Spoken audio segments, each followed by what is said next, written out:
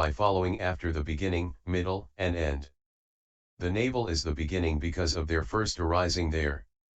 For the notion of a beginning, adi sinta, is here in the sense of first arising, not in the sense of just arising once only. For they actually go on arising throughout the whole length from the navel to the nose tip, and wherever they arise, there in that same place they dissolve, because there is no going, movement, of dhammas. The ordinary term motion, gatisamana, refers to successive arisings in adjacent locations, desantarupati. According to conditions. The heart is the middle, near the heart, just above it is the middle. The nose tip is the end, the place where the nostrils are is the end, that is the limit of the application of the ordinary term in breaths and out breaths, for it is accordingly that they are called consciousness originated. There being no production externally of what is consciousness originated, Visuddhimagga 268. 55 Pasi 170-72, last line dhp 172, whole verse th 548. 56 Reading Agatagata na with Visuddhimagga 271. 57 The point made here is that if the breaths themselves get temporarily too faint to be observed, he should carry on by observing the tip of the nose where they normally touch until they become apparent again. He brings the meditation back to mind for the moment, as the place, disato, where they were last noticed, instead of as breaths, which have temporarily vanished.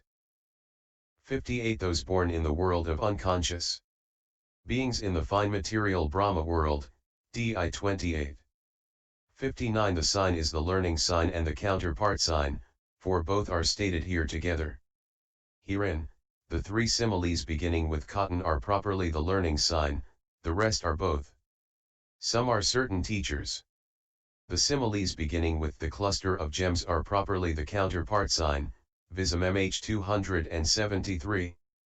60 Because of difference in perception, because of the difference in the manner of perceiving that occurred before the arising of the sign, Visuddhimagga 273.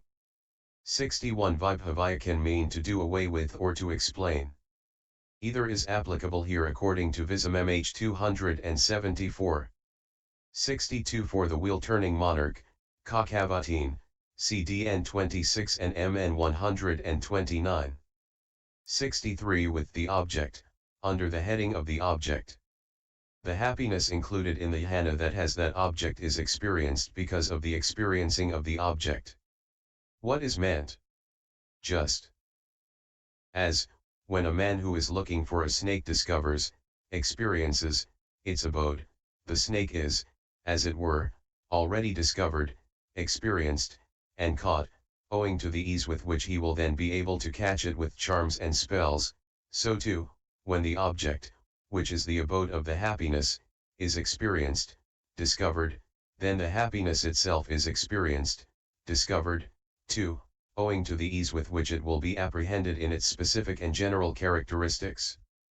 By his penetration of its characteristics, by penetration of the specific and general characteristics of happiness. For when the specific and general characteristics of anything are experienced, then that thing is experienced according to reality, Visuddhimagga 276. 64 Momentary unification of the mind, concentration lasting only for a moment. For that too, when it occurs uninterruptedly on its object in a single mode and is not overcome by opposition, fixes the mind immovably, as if in absorption, Visuddhimagga 278. 65 Delivering, secluding, separating, by means of deliverance consisting in suppression, abandoning the hindrances, is the meaning. At the actual time of insight, at the time of contemplation of dissolution. For dissolution is the furthest extreme of impermanence. So the meditator who is contemplating dissolution by its means sees under the heading of consciousness the whole field of formations as impermanent, not as permanent, and because of the suffering inherent in what is impermanent, and because of the absence of self in what is painful, he sees that same whole field of formations as painful, not as pleasant, and as not self, not as self.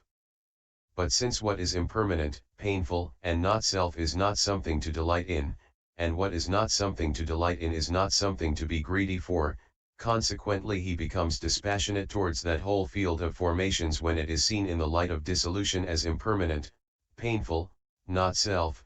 He does not delight in it, and his greed for it fades away, does not die him.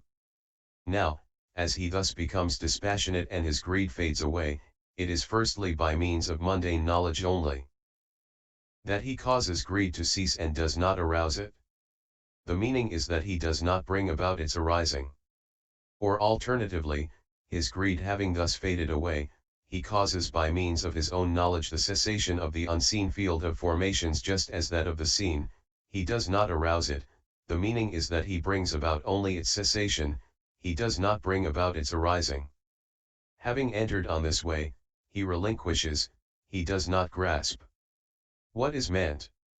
It is that this contemplation of impermanence, etc., is called relinquishment as giving up and relinquishment as entering into, because it gives up defilements along with aggregate producing kama formations, and because, by seeing the flaws in what is formed and by inclining towards the opposite of what is formed, namely nibbana, it enters into that nibbana.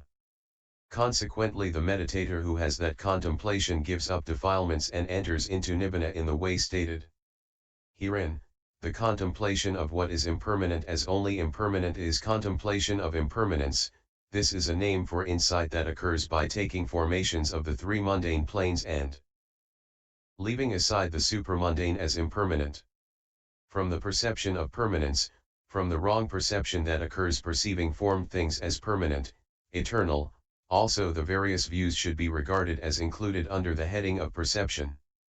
Likewise with the perception of pleasure and so on. By means of the contemplation of dispassion, by means of the contemplation that occurs in the mode of dispassion for formations. From delight, from craving accompanied by happiness. By means of the contemplation of fading away, by means of the contemplation that occurs similarly in the mode of fading away, hence delivering from greed is said. By means of the contemplation of cessation, by means of the successive seeing of formation cessation. Or contemplating cessation is contemplation such that formations cease only and do not arise with future renewal. For this is knowledge of desire for deliverance grown strong. Hence he said, delivering from arousing. Contemplation that occurs in the mode of relinquishing is contemplation of relinquishment. From grasping, from taking as permanent, etc., or the meaning can also here be regarded as from grasping rebirth linking. Visuddhimagga 279, see chapters XX and XXI. 66 What is called permanent is what is lasting, eternal, like nibbana. What is called impermanent is what is not permanent, and is possessed of rise and fall. He said the five aggregates are the impermanent, signifying that they are formed dhammas as to meaning. Why? Because their essence is rise and fall and change, the meaning is that their individual essences have rise and fall and change. Herein, formed dhammas arising owing to cause and condition, their coming to be after non-existence, their acquisition of an individual self, atalabha, is rise. Their momentary cessation when arisen is fall. 67 Destruction is the vanishing of formations, it is the act of those formations fading away, their disintegration, that is fading away. Destruction itself as fading away is fading away as destruction, this is momentary cessation. Formations fade away absolutely here when this has been reached, thus it is absolute fading away, this is nibbana, Visuddhimagga 280. 68 The act of relinquishing as the act of giving up by means of substituting for what should be abandoned its opposite quality or by cutting it off, is relinquishment as giving up. Likewise the act of relinquishing of self that takes place in non-formation of kama, which is the relinquishing of all substrata, circumstances, of becoming, being the entering into that nibbana either by inclination towards it in insight or by having it as object in the path is relinquishment as entering into. Through substitution of opposite qualities, here contemplation of impermanence, firstly, gives up perception of permanence by abandoning through substitution of the opposite, e.g. substituting perception of impermanence for that of permanence in the case of all formed things. And the giving up in this way is in the form of inducing non-occurrence. For all kama formations that are rooted in defilements due to apprehending formations as permanent, and the kama resultant aggregates rooted in both which might arise in the future, are abandoned by causing their non-occurrence. Likewise in the case of perception of pain, and so on. Through seeing the wretchedness of what is formed, through seeing the fault of impermanence, etc., in the formed three-plane field of formations. It is the opposite of the formed owing to its permanence, and so on. When defilements are given up by the path, then kama formations are called given up through producing, apadana, in them the nature of not causing result, and aggregates rooted in them are called given up through their being rendered fit for non-arising. So the path gives up all these, is what is meant, Visuddhimagga 281. The word pakhandana, rendered by entering into, is used to define the act of faith, and can also be rendered by launching out into or by leap.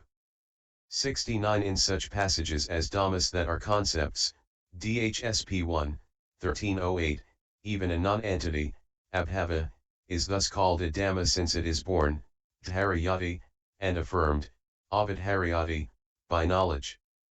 That kind of Dhamma is excluded by his saying, Dhammas means individual essences.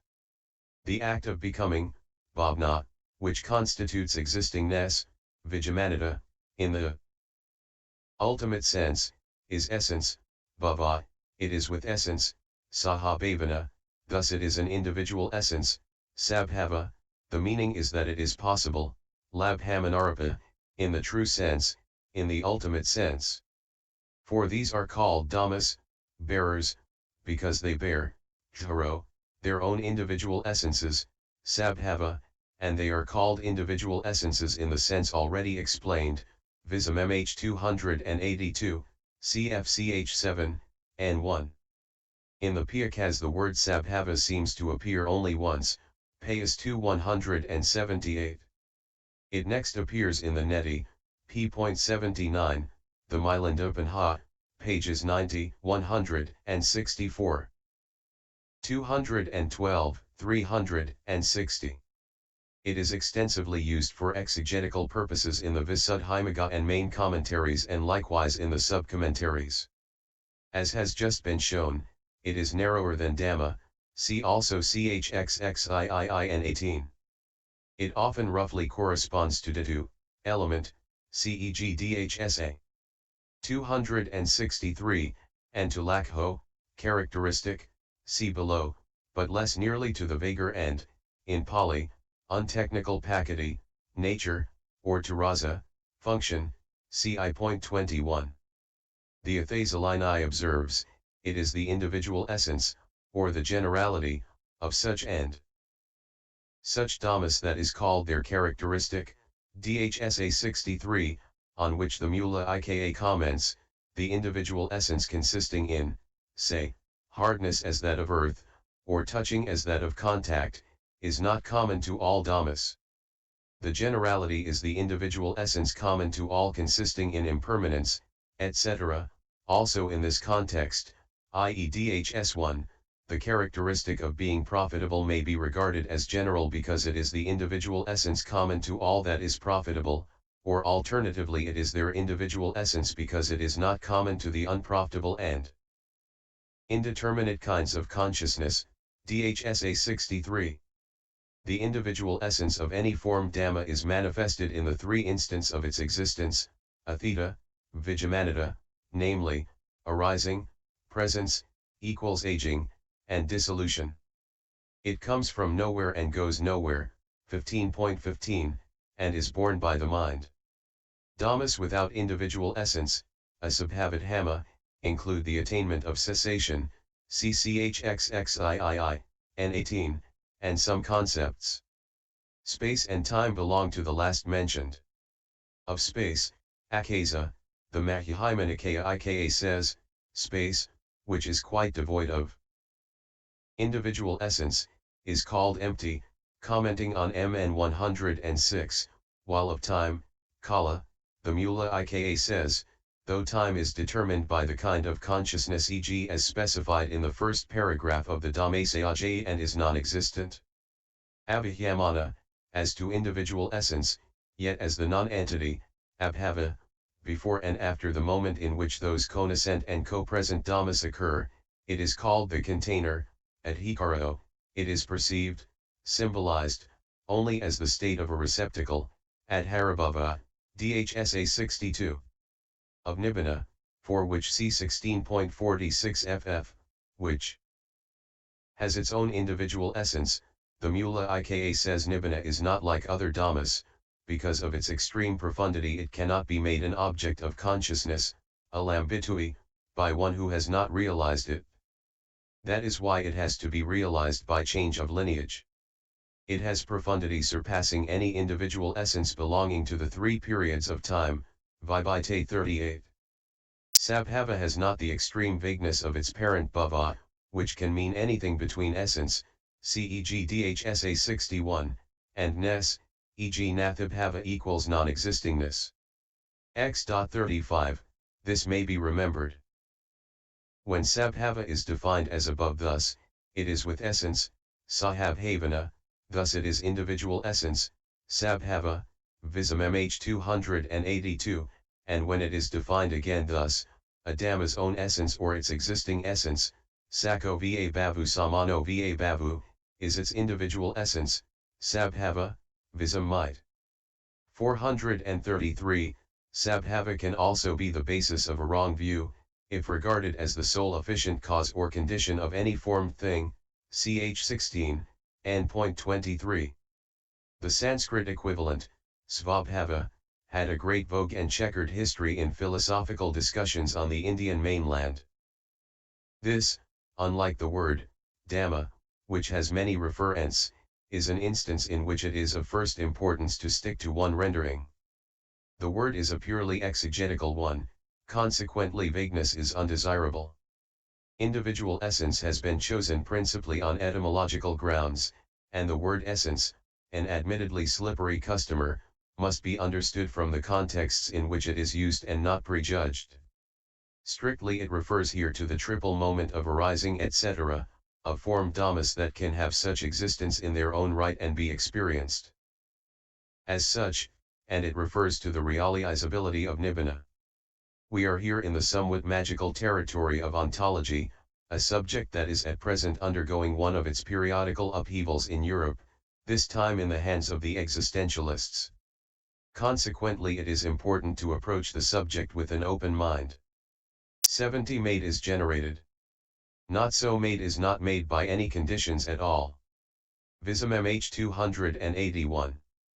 71 That Dhamma possessing individual essence and having the characteristic of being not formed is to be treated basically as fading away, since it is there that the Dhamma of defilement fades away, Visuddhimagga 282. 72 When they are being abandoned by the noble path, which occurs by making Nibbana its object, it is said that they are abandoned by reaching that Nibbana, which is why he said, because on coming to it, and so on. Herein, vanity of conceit, manamata, is conceit, mana, that occurs as conceiving, manana, I am superior, VIII 353. Vanity of manhood is vanity about being of the male sex. The words such as refer to vanity of birth, and so on, VIII 345, Visuddhimagga 282. 73 Modern etymology derives the word nibbana, skr nerveo, from the negative prefix near plus the root va, to blow. The original literal meaning was probably extinction of a fire by ceasing to blow on it with bellows, a smith's fire for example. It seems to have been extended to extinction of fire by any means, for example, the going out of a lamp's flame, nibbayati, M3 245. By analogy it was extended to the extinction of the five aggregate process on the arahant's death. See it 38. Nibbana is not the extinction of a self or of a living lasting being, such a mistaken opinion being the annihilation view, CEG MI 140, S3 109. 74 Some texts add leoa, another word for shelter. Still others are given in the Samyutta text. End Pop 008.